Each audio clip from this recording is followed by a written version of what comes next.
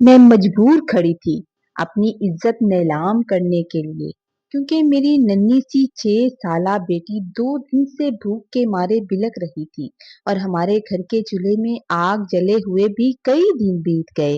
شوہر کو دنیا سے گئے ہوئے 2 برس گزر چکے تھے۔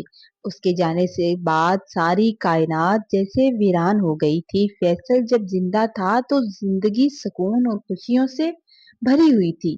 وہ زیادہ نہیں کماتا تھا، مگر کسی چیز کی کمی نہیں ہونے دیتا تھا۔ ہماری ایک ہی بیٹی تھی جو اپنے باپ پر جان نچھاور کرتی تھی، لیکن جانے کیوں اکثر میرے دل میں ایک انجانی بے چینی رہتی کہ جیسے فیصل مجھ سے کچھ چھپا رہا ہو۔ وہ اکثر فون پر بات کرتے ہوئے مجھے قریب آتا دیکھتا تو فوراً بند کر دیتا تھا یا بہانے سے باہر نکل جاتا تھا، اور جب میں پوچھتی تو وہ اپنی نرم اور محبت بھری باتوں سے میرا دھیان بٹا دیتا تھا، لیکن اس کے چہرے پر بڑی پریشانی کی لکیریں ہمیشہ مجھے بے قرار رکھتی تھی۔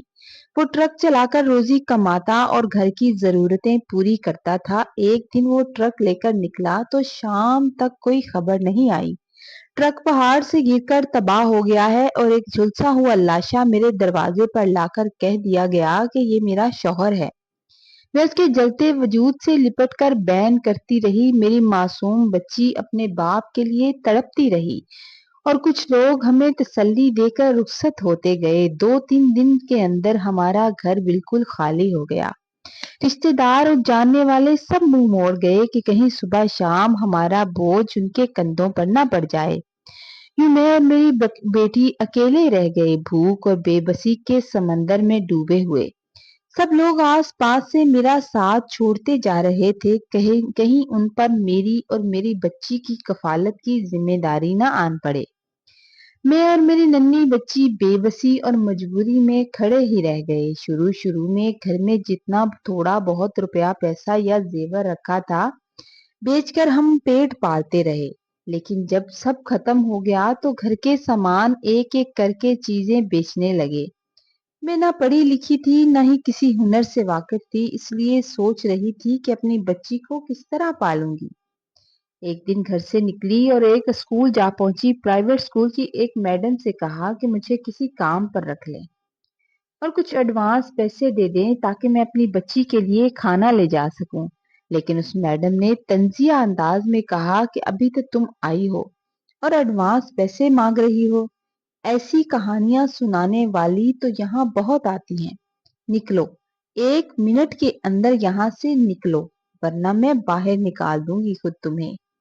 میں شکستہ دل اور آنکھوں میں آنسو لیے وہاں سے نکلی اور سوچتی رہی کہ آخر میں اپنی بچی کا پیٹ کیسے پالوں۔ راستے میں محلے کی ایک عورت ملی جس سے پوچھا کہ کیا تم گھر کا کام کر لو گی؟ تو میں جو ضرورت مند تھی میں نے فوراً حامی بھر لی۔ سارا دن اس کے گھر کا کام کیا، شام کو سالن اور روٹی ساتھ لے کر گھر لوٹی۔ میری بچی یہ دیکھ کر خوشی سے نہال ہو گئی۔ میں نے اللہ کا شکر ادا کیا کہ چلو روزی کا کوئی وسیلہ بن گیا ہے، چاہے پیسے مہینے کے آخر میں ملیں، مگر روٹی کا وسیلہ بن گیا تھا۔ مگر جلد ہی وہاں بھی مصیبت آ گئی، کیونکہ اس عورت کا شوہر مجھ پر بری نظر ڈالنے لگا۔ میں چونکہ خوبصورت تھی اس لیے جہاں بھی جاتی تھی وہ بہانے سے میرے آس پاس منڈلانے لگتا۔ اس کی بیوی کو شک ہو گیا تو ایک دن مجھے خوب ڈانٹا، بے عزتی کی اور چند سکے ہاتھ میں تھما کر مجھے گھر سے نکال دیا۔ میں ان پیسوں کو لے کر مشکل سے ایک دن کا کھانا لے کر آئی، مگر دل میں ایک اندھیرا سا چھا گیا کہ آج کے بعد کل کیا ہوگا۔ اگلے دن سارا دن در بدر پھرتی رہی کہ کہیں مزدوری کا کوئی کام مل جائے، لیکن شام تک خالی ہاتھ کھڑی میری راہ تکتی میری بیٹی میرا انتظار کر رہی تھی کہ شاید ماں کچھ کھانے کو لے آئے۔ میرے خالی ہاتھ دیکھ کر وہ زاروں قطار رونے لگی۔ میں نے غصے کے عالم میں اسے تھپڑ مار بیٹھی۔ وہ روتے روتے سو گئی اور میں اسے گود میں اٹھا کر لیٹی تو میری آنکھوں سے آنسوؤں کا سیلاب نکلنے لگا۔ صبح میں بے بس ہو کر دوبارہ نکلی تو سامنے ایک بیوٹی پارلر نظر آیا۔ میں اندر چلی گئی، پارلر والی سے کہا کہ میں تمہارے پارلر کی صفائی کر دیا کروں گی، बस मुझे थोड़े बहुत पैसे दे देना ताकि मेरे घर का चूल्हा जल सके। इससे पहले कि मेरे चेहरे को उसने गौर से देखा, फिर तंजिया लहजे में बोली, 7 साल की बच्ची भी है तुम्हारी, उसकी जिम्मेदारी भी है तुम पर। तुम्हें मैं नहीं रख सकती। यहाँ तो सिर्फ जवान लड़कियां काम करती हैं जो फुर्ती से काम कर लेती हैं। तुम ये काम नहीं कर सकोगी। मैंने जल्दी से कहा कि मेरी उम्र सिर्फ 24 साल है, शादी जल्दी हो गई थी। वो तंजिया मुस्कुराई और बोली, तुम्हारा हुस्न तो साफ जाहिर है, लेकिन पार्लर के साथ साथ मैं एक और काम भी करती हूँ जिसमें बहुत सारा पैसा है। अगर चाहो तो तुम लाखों कमा सकती हो, एक अच्छा घर भी बना सकती हो, खाने पीने की फिक्र भी कभी नहीं होगी। बस एक मर्द को खुश करना होगा, बाकी वो खुद देगा तुम्हें सब कुछ। ये सुनकर मेरे तन बदन में आग लग गई। मैंने गुस्से से कहा, तुम मुझे कैसी औरत समझती हो? मैं मजबूर जरूर हूँ मगर गैरतमंद औरत हूँ। उसने सर्द लहजे में कहा, तुम जैसी मजबूर ही तो ऐसे काम करती हैं। सोच लो, तुम्हें अपनी बच्ची को भी पालना है। मैंने गुस्से में उसका दरवाजा जोर से बंद किया और वहां से निकल आई। रास्ते में एक दुकान के पास कुछ चावल गिरे पड़े थे। अल्लाह जाने किसी के हाथ से गिरे थे या किसी ने जानबूझकर फेंक दिए थे। मैंने उठाए और घर लाकर बेटी को दिए। उसने पेट भर कर खा लिए और मैंने पानी पीकर अपना पेट भर लिया। अगले दिन मेरी बेटी सिद्रा बीमार हो गई। उसकी नाक से खून बह रहा था। मैं उसे सरकारी अस्पताल ले गई तो डॉक्टर ने मुझे सख्त डांटा। कहने लगी, बच्ची का ख्याल क्यों नहीं रखती? इसे अच्छा खिलाओ, फल दो, वरना ये कमजोर से कमजोर होती जाएगी। मैं दिल ही दिल में सोचती रही कि मेरे पास तो एक पैसा नहीं है, मैं इसे फल कहाँ से ला के दूंगी। डॉक्टर ने दवा लिख दी मगर दवा खरीदने के भी पैसे मेरे पास नहीं थे। मैं मायूसी और मजबूरी में बाजारों में घूमने लगी कि क्या करूं, अब मुझे क्या करना चाहिए। अचानक एक केक के शॉप के पास मुझे नोटों की गड्डी पड़ी मिली। मैं घबरा गई कि ये पैसे कहाँ से आए। या तो किसी ने चोरी किए होंगे या फेंक दिए होंगे या मुझे किसी साजिश में फंसाया जा रहा है। मैं वो पैसे लेकर मोहल्ले के थाने पहुंच गई और वहां जमा करा दिए। पुलिस वालों ने शायद ये किसी के गिरे हों, फौरन से पैसे अपने पास रख लिए। वापिस आते हुए मेरे दिल में आया कि कुछ पैसे रख लेती तो क्या होता, मगर फिर सोचा कि अगर फंस जाती तो ये किसी के होते तो क्या हो जाता। दिल को तसल्ली दी कि जो भी हो गया बेहतर हो गया। मगर आज फिर वही सवाल मेरे सामने था कि खाने का इंतजाम कैसे होगा। सारा दिन दरबदर छोटे मोटे घरों में काम ढूंढती रही मगर कहीं भी कोई काम नहीं मिला। आखिरकार शाम ढले मजबूर होकर मैंने खुद को उसी पार्लर वाली के दरवाजे पर पाया। उसने दरवाजा खोला तो उसके चेहरे पर एक अजीब सी मुस्कुराहट थी। मुझे देखते ही बोली, हाँ बीबी, बताओ कितना पैसा चाहिए। मैंने कहा, पैसा? तो वो बात काट कर बोली, अरे शरीफ लोग कहते हैं कि पहले काम करो फिर पैसा मिलेगा, लेकिन हम जैसे गुनाहगार पहले पैसे देते हैं फिर काम करवाते हैं। मेरी आंखों से आंसू बहने लगे। मैंने रोते हुए कहा कि पहले मुझे खाने को दे दो। ये सुनकर पार्लर वाली की आंखों में एक लम्हे को हमदर्दी की झलक नजर आई। उसने कहा, सीधी बात करो, अरे भूखी हो ना। फिर उसने फोन किया और कुछ देर में एक आदमी ढेर सारा खाना ले आया। उसने खाना मेरे हाथ में थमाया और जाते हुए कुछ पैसे भी मेरी हथेली पर रख दिए। वो पैसे मुझे किसी बोझ की तरह लग रहे थे। मेरी मजबूरी थी कि मैं इन्हें लूं, वरना मेरी बच्ची भूख से मर जाती। रास्ते में ही मैंने उन्हीं पैसों से दवा और कुछ फल खरीदे और घर आ गई। दिल पर एक बोझ था कि शायद मैं गुनाह की राहों में कदम रख रही हूँ और पता नहीं इस दलदल से मैं कभी निकल भी पाऊंगी या नहीं। घर पहुंची तो मेरी बेटी ने मेरे हाथ में खाना देखा। भूख से बेताब होकर वो दौड़ती हुई आई और खाना मुझसे छीन कर खाने लगी। खाना इतना ज्यादा था कि हम दोनों ने पेट भर कर खाया اور اگلے دن کے لیے بھی کچھ بچ گیا تو جسے ہم نے سنبھال کے رکھ لیا۔ 2 دن تک ہمیں کھانے کی فکر نہیں رہی کیونکہ وہ پیسے بھی کام آ گئے تھے۔ تیسرے دن ایک لڑکی میرے دروازے پہ آئی اور کہنے لگی پارلر والی میڈم نے تمہیں بلایا ہے، آج صبح 10 بجے تمہیں کام پر جانا ہوگا۔ آخر کار جس کا پیسہ کھایا تھا اس کا حق بھی تو ادا کرنا تھا۔ میں نے جلدی سے محلے کی اپنی دوست کو کہا جو بہت غریب تھی مگر میری بچی میری وہ سب سے اچھی سہیلی تھی کہ میری بچی کو کچھ دیر کے لیے وہ اپنے پاس رکھ لے، میں واپس آ کر لے جاؤں گی۔ اس نے بچی کو اپنے پاس رکھ لیا اور میں بھاری قدموں کے ساتھ آہستہ آہستہ پارلر پہنچی۔ میرے پاؤں ایسے لگ رہے تھے جیسے سیسا بھر دیا گیا ہو اور اٹھائے نہ جا رہے ہوں۔ جیسے ہی اندر گئی میڈم نے مجھے ایک خوبصورت سا جوڑا دیا اور ایک لڑکی سے کہا کہ مجھے تیار کر دے۔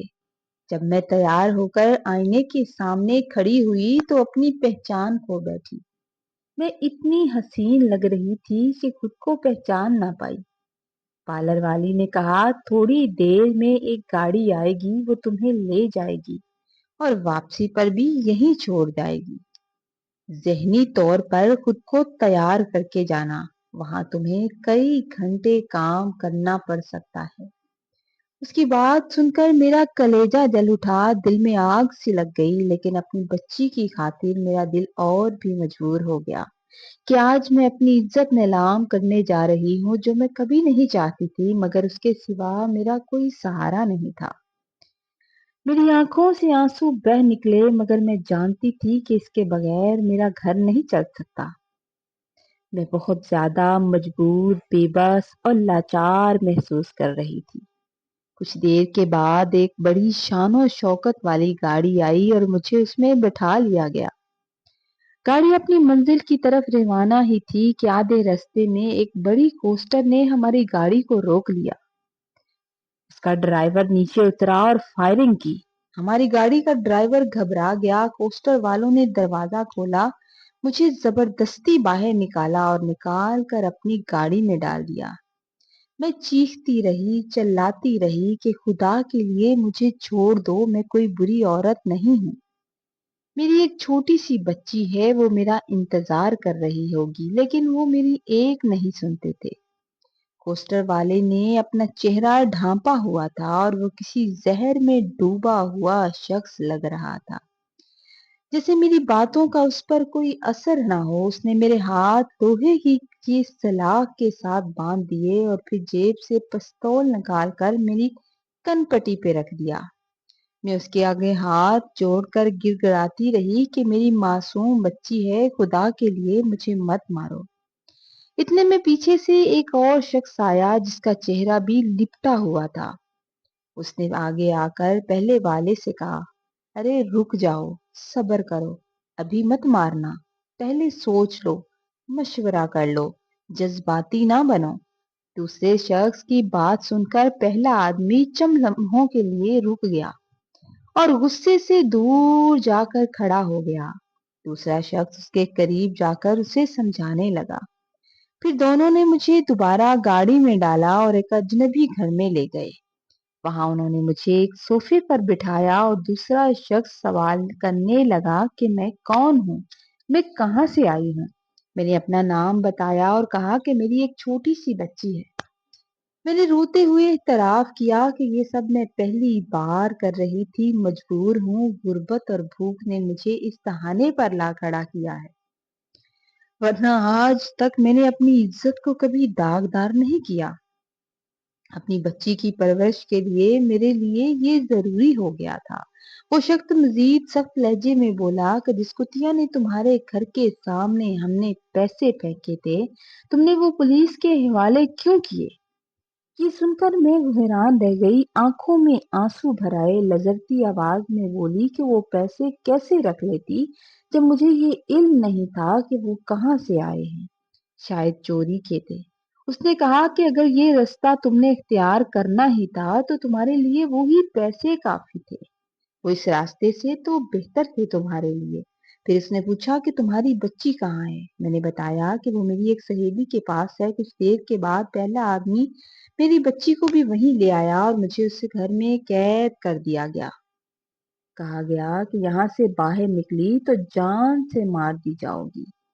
گھر میں کھانے پینے کی ہر چیز تھی، بچی تو جیسے جنت میں پہنچ گئی۔ خوشی خوشی کھانے کی چیزیں نکال کر کھاتی رہتی، مگر میرا دل بے چین تھا۔ رات کو میں نے بچی کو اٹھایا اور دیوار پہ لانگ کر اپنے گھر آ گئی۔ مگر حیرت کی انتہا ہوئی جب وہ دونوں آدمی پہلے ہی میرے گھر میں موجود تھے۔ پہلا شخص آگ بگولا ہوا اور میرے منہ پر زوردار تھپڑ مار کر بولا کہ ہم نے تمہیں محفوظ رکھا، پھر تم وہاں سے کیوں نکلی؟ میں کانپتی ہوئی آواز میں بس یہی کہہ سکی کہ میں ڈر گئی تھی۔ انہوں نے دھمکی دی کہ اب گھر سے باہر نکلی تو مار دی جاؤ گی۔ اگلے ہی دن وہ لڑکی دوبارہ آئی، مجھے بلوایا اور اس بار پارلر والی نے میرے سامنے ایک بڑا سا چیک رکھا اور کہنے لگی، یہ ایک امیر شخص ہے جو چاہتا ہے کہ تم اس کے ساتھ ایک رات گزارو۔ تم اپنی مرضی کی رقم بھر لو اور ساری زندگی مزے سے گزارو۔ میرا دل پھٹنے لگا۔ ایک طرف بچی کی بھوک تھی، دوسری طرف میری عزت۔ ساری رات سوچتی رہی، بچی بار بار کہتی، ماما جاؤ نا، کھانے کی چیز لے آؤ۔ اور بالآخر میں پارلر پہنچی، اس نے مجھے تیار کیا اور ایک بڑی سی گاڑی میں بٹھا دیا۔ راستے بھر میرا دل و دماغ میں جنگ جاری رہی۔ آخر کار میرا دل جیت گیا، دماغ ہار گیا۔ میں نے ڈرائیور سے کہا کہ گاڑی روکو، مگر وہ نہیں مانا۔ میں نے زبردستی دروازہ کھولا اور کچی سڑک پر چھلانگ لگا دی۔ چوٹ تو آئی مگر جان بچ گئی۔ میں زمین سے اٹھی اور بھاگتی ہوئی گھر کی طرف جانے لگی۔ بھاگتے بھاگتے اچانک ایک شخص نے مجھے روک لیا۔ میں نے اس کا چہرہ دیکھا تو میری چیخ نکل گئی۔ میں بے ہوش ہو گئی۔ بے ہوش ہونے کے بعد جب میری آنکھ کھلی تو میں اپنے گھر میں تھی۔ میرے شوہر فیصل میرے سامنے کھڑے تھے۔ میں حیرانی اور آنسوؤں میں ڈوبی ہوئی ان کی طرف دیکھ رہی تھی۔ وہ مسکرائے اور نرم لہجے میں بولے کہ بس اب خاموش رہو، کچھ بھی مت کہنا، میں آ گیا ہوں، اب کسی چیز کی کمی نہیں ہوگی۔ میں روتی ہوئی چیخنے لگی، تم کہاں تھے؟ تمہاری وجہ سے میں نے یہ سب اذیتیں جھیلی ہیں۔ کیا کیا نہیں سہا میں نے تمہاری وجہ سے۔ فیصل نے ایک لمبی سانس لی اور کہا کہ میں ایک ایجنٹ ہوں، ملک کے لیے خفیہ کام کرتا تھا۔ اپنی حفاظت کے لیے سب کو اپنی جھوٹی موت کا یقین دلانا پڑا۔ دشمن میرا پیچھا کر رہے تھے، اس لیے تمہیں کچھ نہیں بتا سکتا تھا۔ گھر میں ہمیشہ تم پر نظر رکھتا رہا۔ وہ دن جب تمہارے گھر کے سامنے پیسے پھینکے گئے تھے وہ میں نے ہی رکھے تھے، اور میں چاہتا تھا کہ تمہیں آزما سکوں۔ تم نے مشکل وقت میں بھی اپنی پاک دامنی بچائی ہے۔ تم میرا امتحان پاس کر گئی ہو۔ اب ہمیں یہ شہر چھوڑ کر ایک نئی زندگی شروع کرنی ہوگی۔ میں نے سجدہ شکر ادا کیا کہ میری آزمائش ختم ہو گئی تھی اور میرا شوہر میرے ساتھ تھا۔ اب میں اپنی بچی اور اپنے شوہر کے ساتھ پرسکون زندگی کو جیوں گی، کسی بھی خوف اور ڈر کے بغیر۔